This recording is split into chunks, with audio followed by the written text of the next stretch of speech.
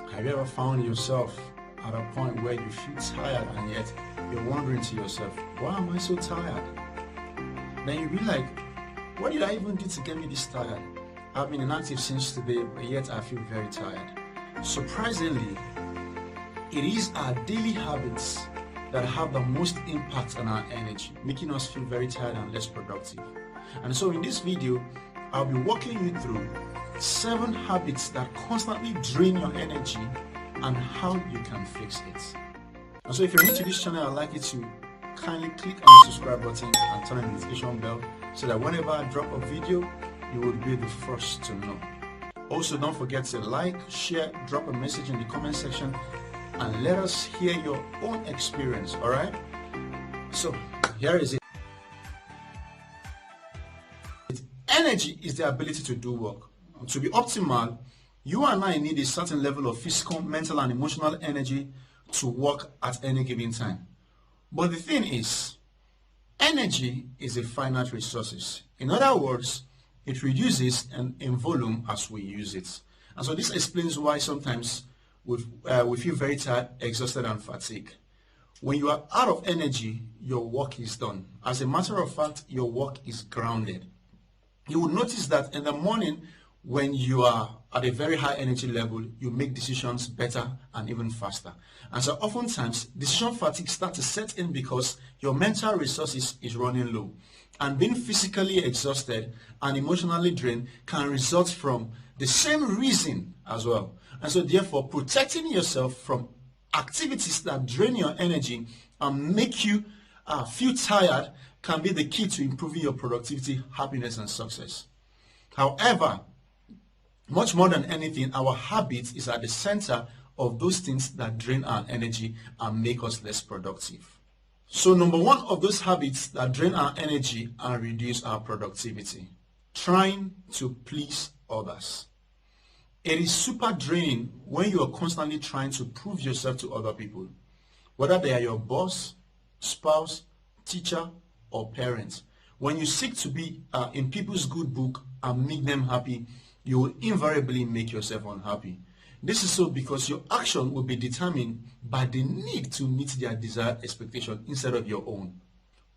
While being kind and helpful can help you maintain a healthy relationship with others, make sure you are not doing so to win approval. This is a dangerous path that will only strain your energy and make you neglect your own need and leave you unhappy and chronically stressed. When you need to do, learn to know your limits, establish clear boundaries, and then communicate those limits.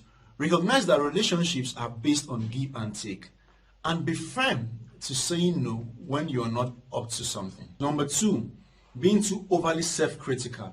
Constantly criticizing and judging yourself can be exhausting. This is often as a result of poor sense of self and a feeling of unworthiness. When you think you don't measure up to some ways, like feeling you're not talented enough, you're not good looking enough, you're less qualified, you will mostly feel unworthy. You will harshly judge yourself, overemphasize your weakness, and obsess about your flaws and blind spots. Let's face it, if you don't see anything positive about yourself, how are you ever going to feel energized, happy, and capable? And so here's what you need to do. Practice self-compassion. When you learn to treat yourself with love and encouragement, you will feel happier and more peaceful with yourself. Celebrate your wins, compliment your efforts, and be kind with your losses. Congratulate yourself for giving it a go. 3, letting go of your anger and resentment. Poison isn't always something you eat or drink. It can be an emotion. Anger and resentment are among the most poisonous emotions you can ever have. According to psychologists, they are typical examples of high-intensity negative emotions that can wear you out physically, emotionally, and mentally.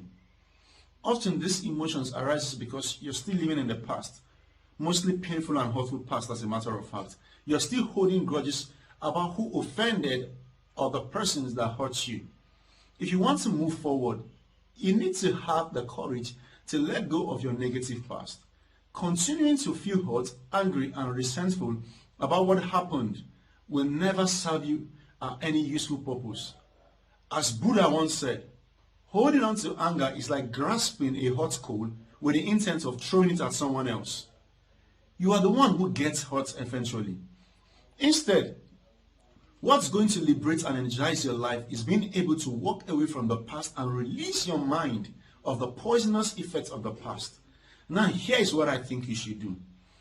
Begin with mindfulness, becoming aware of what makes you angry and resentful. If you feel like a particular experience from the past is too hurtful to let go, sit down and take some time to reflect on it and then write down all your thoughts and concerns. Number 4, worrying and overthinking. People worry when they want to predict the future. They expand their energy trying to control how things might be, how things might not happen. More often than not, worrying about things you cannot control is an exercise in futility. It will only lead to feeling of distress, restlessness, anxiety, and depression. It is the same overthinking that causes this. You don't achieve anything by overthinking it. It doesn't create a better outcome. All it does is drain your energy and physically wear you out. So here's what you need to do. Recognize that there are things you can control and there are things you cannot control. When you focus on what you can control, you reclaim your power.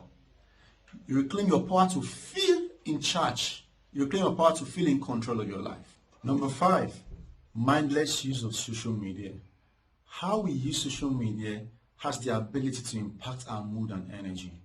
Whenever you're scrolling through any social media platform, your news feed can either inspire you or make you feel like a crap. If what you see and consume on social media are only pictures and videos of friends and strange people who appear to be more successful than you, you're going to start feeling your life is worse than it's supposed to be. This has the ability to drain your energy and make you feel extremely unhappy with yourself. The truth is, there are just too many fake on social media to let you determine how you feel about yourself and how well you're doing in life. And so, what can you do to change this? Focus on yourself and focus on aspects of social media that align with your goal, rather than an avenue to compare yourself with anyone and feel bad about yourself. Use social media to get inspired and to build meaningful relationships with people. Number 6, failing to master your sleep.